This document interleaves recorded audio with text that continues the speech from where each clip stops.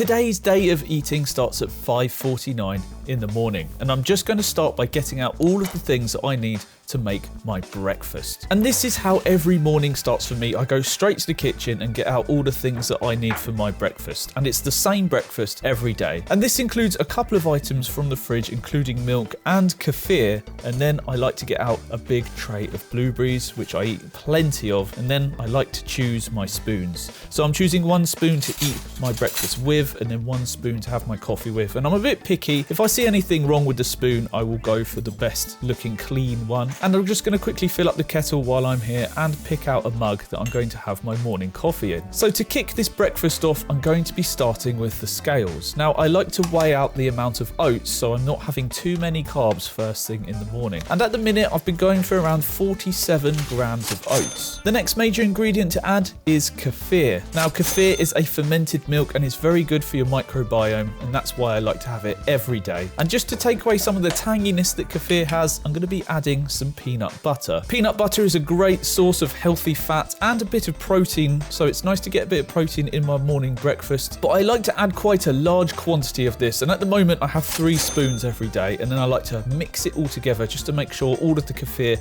is saturated with peanut butter. And now it's time to add one of my favourite ingredients, and that is the blueberries. And I do like to rinse these off because I like to rinse off any sort of microplastics that might be on the blueberries and anything else. So I run it all under the tap just to wash them off just a little bit. And I go for quite a few handfuls of blueberries because I just like them so much and they're full of vitamins. And then I like to add a dusting of cinnamon. Well, I say a dusting, it's quite a lot of cinnamon. Cinnamon has been said to increase blood flow across the body, so I like to add quite a generous serving of that. To follow that up, I like to add a large serving of chia seeds, and that is to add some healthy omega-3s to the breakfast. And this is what it looks like.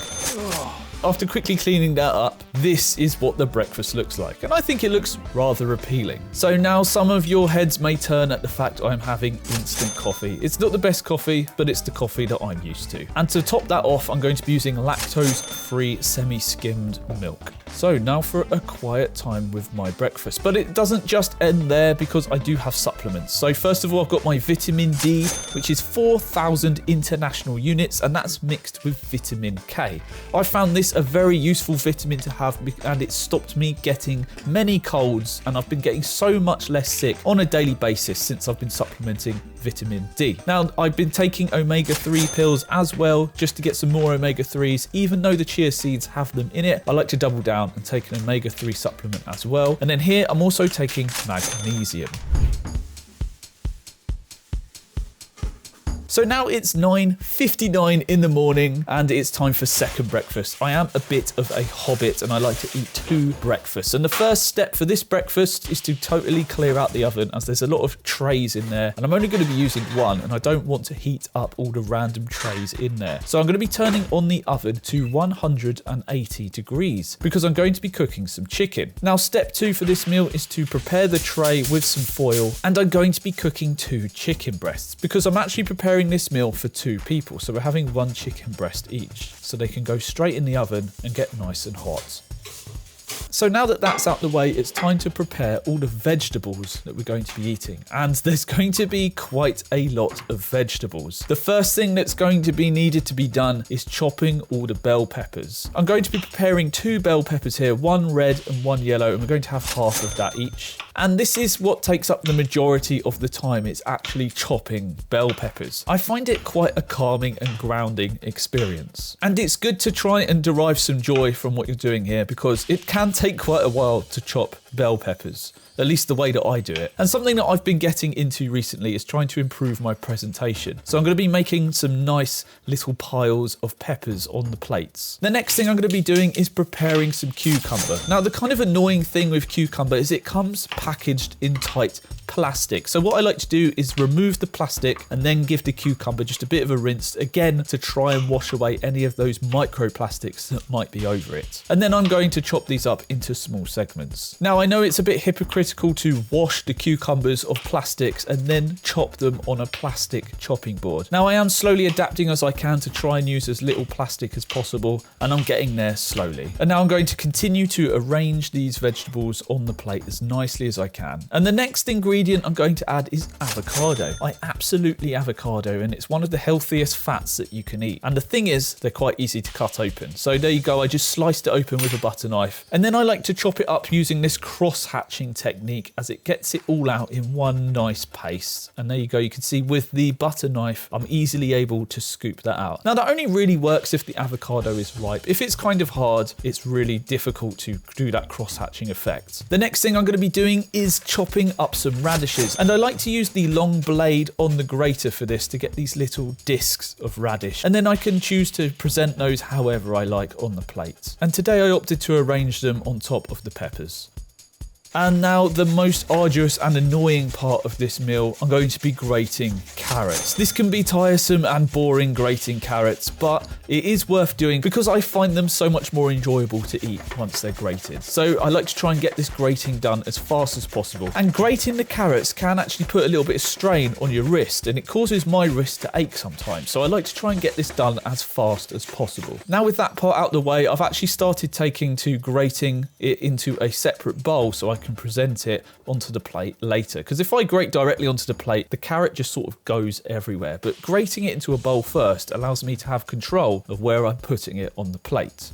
So we're getting towards the end of all the chopping, and one of the final things to chop is the spring onions. And this is just something I like to add for taste. I like the taste of spring onions, and I'm going to be sprinkling them across the vegetables just to add a little bit of vibrancy and colour across the plate. And now I'm going to be adding yet another healthy fat in the form of some cashew nuts. One thing I like about this is it just adds a bit more calories to the meal. And although the plate looks very full, the vast amount of vegetables means it's not that high in calories. So adding some calorically dense food like cashews and avocado helps raise those total calories. And one thing I really like to add is a slice of lemon to each plate that you can squeeze on at the end of the preparation. So now we're going to find ourselves with some spare time. The chicken's in the oven and it's going to take 45 minutes to cook. And the rest of the plate is prepared, so I'm going to be washing up everything that I've used with this free time. So now I'm going to be adding some ground ginger to my meal. I really like the taste of ground ginger added to all the vegetables, but there's also some health benefits to it as well. And around this time, the chicken is actually getting cooked. So what I'm going to be doing is pulling that out and getting this meat thermometer and testing the internal temperature of the meat. I'm actually a very anxious person in general. When it comes to cooking meat, I was always worrying about whether the meat was up to temperature or if I was going to give myself food poisoning. So getting myself a meat thermometer enabled me to cook meat and have the peace of mind that it is actually cooked through. And it just enabled me to remove that anxiety from my life. And that chicken is going down in the middle of the plate, and we're not finished there, because I'm going to be grating some Parma Reggiana hard cheese over the top. And that is because not only does it taste good, but it's high in vitamin K.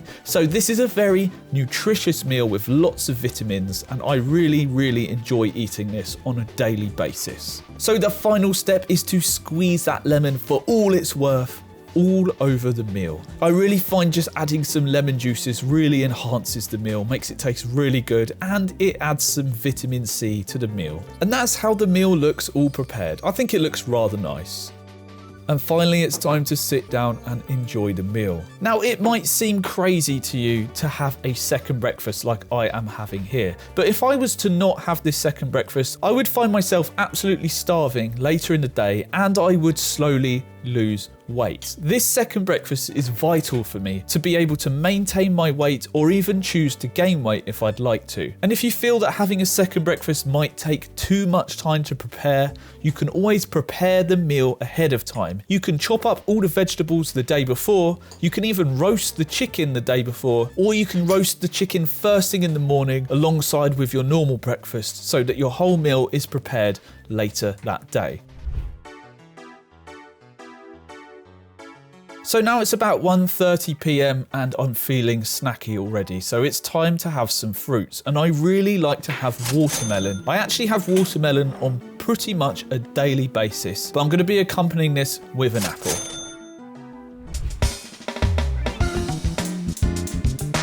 and the time has now got to 3:42 p.m. and I'm really hungry. I've been to the gym, I've been out for a run, and I'm absolutely starving and I want my dinner now. So I'm going to be getting the oven on. I'm preparing the tray with that foil like I did earlier in the day, but this time sweet potatoes are going in the oven, not chicken, as we've already had chicken today. And again, I'm going to be chopping bell peppers, and we're going to be having largely the same meal once again, except we've got a green pepper, and I must say the green peppers taste so much worse than the yellow or the red peppers, but it's all we had left as we ate so many peppers this day. And once again, I'm going to be taking a long time chopping, and that includes the cucumber, all the same process as I did before, except this time I'm going to opt to cut the cucumber into discs. Now, alongside this meal, I'm going to be having some pre-packaged pasta. I know pre-packaged foods aren't the best things to have, and they come with all sorts of ingredients that you don't want to eat. But as long as you're minimizing the amount of that you eat on a daily basis, then it's okay to have a little bit. Now, again, the same thing. I've got some pre-prepared salad, and I have heard some bad things about pre-prepared salad, but if it's available and in the fridge, I might as well use it. Now, this is an ingredient that's very good. This is cottage cheese. And if you've ever looked at the nutritional value of cottage cheese, you'll notice that it's actually pretty low in calories and high in protein. So it's a really good thing to add to your meal if it's the type of thing that you can stomach. Now, instead of dusting this meal off with ginger, I'm going to be adding turmeric. Turmeric is said to have an anti-inflammatory property to it, so I'm going to be doubling down on that today and adding it to my dinner. And just like earlier, I've got some free time, so I'm going to be washing up the chopping board and the cutting utensils. So we got the sweet potato out, and it actually appeared that the sweet potato was still slightly hard. It was slightly too early, so that's going straight back in the oven. But while that just softens up a little bit, I'm actually going to be having salmon. So I'm recording this on a Thursday, and Thursdays are salmon days, salmon and salad. And we're going to be frying this salmon inside of this stainless steel pan. So I recently switched to stainless steel pans as I heard a lot of bad and negative things about non-stick pans. Like the coating is apparently quite bad for you, so I just decided to order this pan. Now, the only problem is that things do stick to it unless you use a lot of oil or butter. We're frying in butter today because I prefer it to oil. But if you're okay with things getting a little bit sticky or using a lot of oil and butter, then the pan's fine. So now it's time to check in on those sweet potatoes while the salmon's cooking. And for some reason, I'm wafting the heat away with a knife.